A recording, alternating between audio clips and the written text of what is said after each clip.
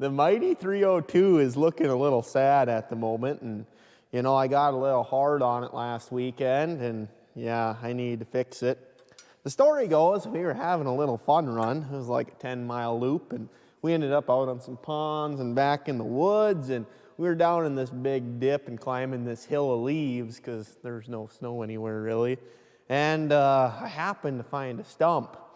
And it wasn't that bad. The ski was crooked, and it just got crookeder, and pretty soon I wasn't able to steer because, you know, our one ski was sitting straight and our other ski was sitting crossways, and it's kind of like a bulldozer blade and it wasn't working too well. So I tipped the sled up on its side and ripped it off, and then I was down to one ski, but it steered surprisingly well. It was a little tippy, you know, because there's no ski on that side, but it got me home, and now it's time to fix it, so let's dive in and do that. Luckily, the weak point was the spindle itself. It snapped off right at the base, so this is going to be a pretty easy fix. We got to take out this bolt here that connects the spindle to the ski, and we have to take out our spindle out of the actual holder, spindle bracket tree. It looks like our ski is held on by a 9/16, so that should be pretty easy to take off.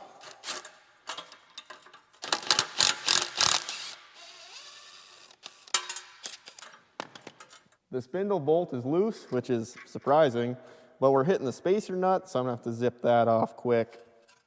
I still don't have the clearance, so I'm gonna have to beat that down. Do I have a proper device?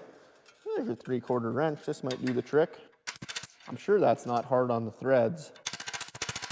Now it might be a little hard on the threads. Got that beat down a little bit using the non-proper tools, and the bolt came out perfect. Now the spindle should pry out of here. There we go. There we go. I think I might get an actual beating apparatus this time because I don't think the wrench is going to do that.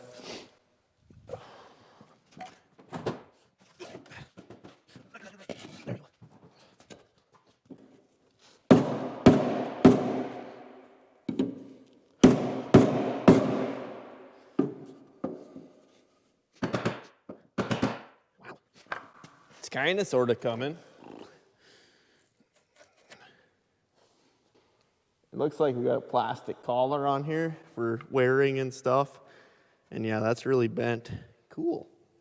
So normally on a good spindle, I'd just grab onto that bottom and twist it and pull it out. But this one, of course, ain't gonna work like that because there's no bottom to grab onto. So I'm just gonna use this socket here and beat it out. We don't have to worry about the threads either because we're not gonna reuse this.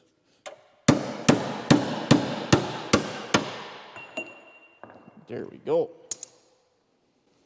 That is one broken spindle.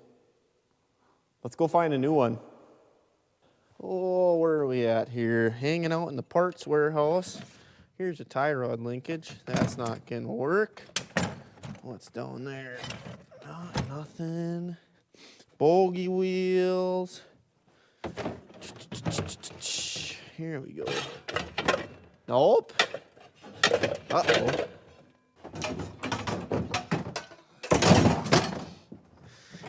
Gotta be kidding me right now. I just can't believe it.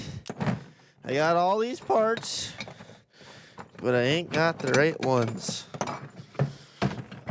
That's pretty standard, I guess.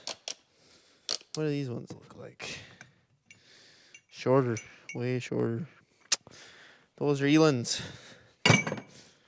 Not what I'm looking for. Well, that's unfortunate.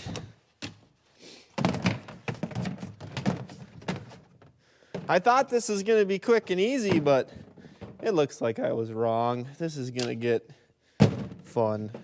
Well, we went out to the parts warehouse, and sure enough, I've got all the parts in the world except a spindle for an Olympic. So that's unfortunate, and it kind of puts us into a pickle. Now a guy could go on eBay and order one up for $70 or $30 or whatever they want for them. Or I could go find another junk sled out in the woods for $100 or $50 or $25, depending on the condition. Or, you know, I could use that MIG welder over there and pretend to weld hardened steel back together and grind it down and call it good. Throw it on the sled and 2 thumbs up. This is still crooked, but I'm not going to remember that when I'm grabbing throttle.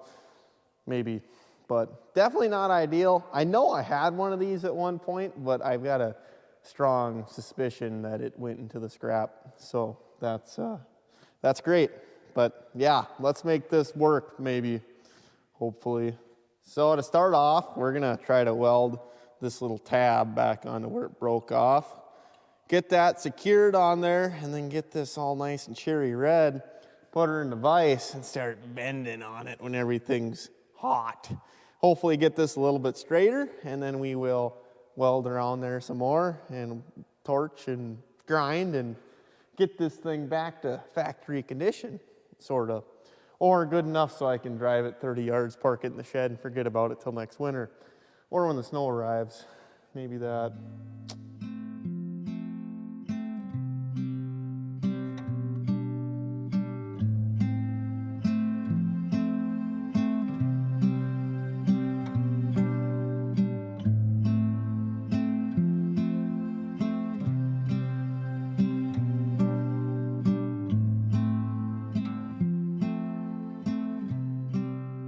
So surprisingly, that stuff welded pretty darn good. I guess I shouldn't be surprised. You know, we're talking about a 70s manufacturing plant.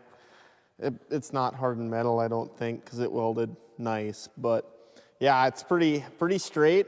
Is it straight enough? I don't know.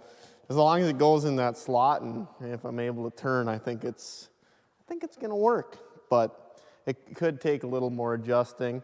I thought about vicing this up in the lathe, but I know it's not that straight. We probably got close to a 1/16 quarter-inch of play on that pipe compared to what it was before. So yeah, I think it's gonna work though. Yeah, let's try putting it in the ski, see how that goes. We better give this the best chance of success. We're just gonna lube it up a little bit, and our taper's gonna wanna go in that way. No way. Like a glove. Perfect? Absolutely not, but I'll take that any day. That's better than it normally goes. Can I get this plastic on there? Yeah, that's definitely not straight, but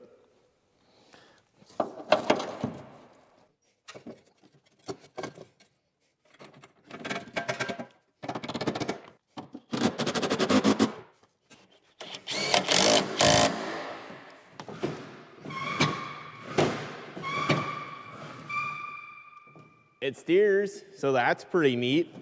And it hangs on. It doesn't even fall off anymore. That's a fix if I've ever seen one. I see I got a crack on my hood that needs to be repaired too, so let's grab the plastic welder and do that quick. Well, we acquired a new crack. Actually, it's just expanded off an old crack, and our fix from before is starting to fail, so I'm gonna use that hot staple gun with actual metal bracing and go on the back side of this and staple it upright. These guns are super simple. You pull the trigger until the staple gets red hot and you sink it into the plastic a little ways, and then you let go.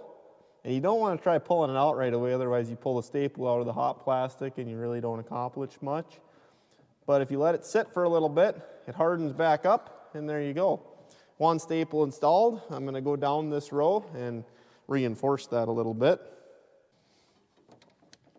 I've got another video on my channel of me fixing elan hoods like this, and it seems to work pretty darn good.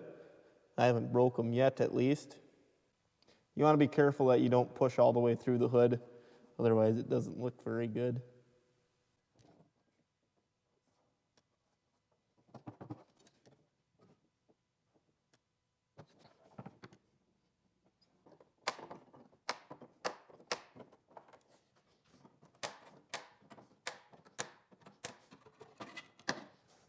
There you have it. The 302's back together, the ski's on there, and the hood's not completely falling apart. So I think we're gonna take this machine and stick it back in the shed and I'll forget about it, you know, unless the snow comes, then we'll do some more testing.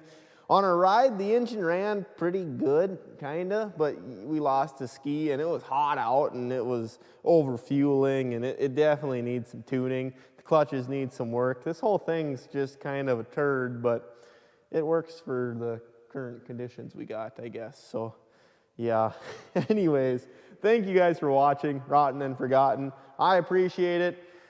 Yeah, stay tuned. We're gonna do something fun even if it doesn't snow. So I've got a lot of projects lined up. I just need to get after them. But yeah, we'll see you guys later, hopefully.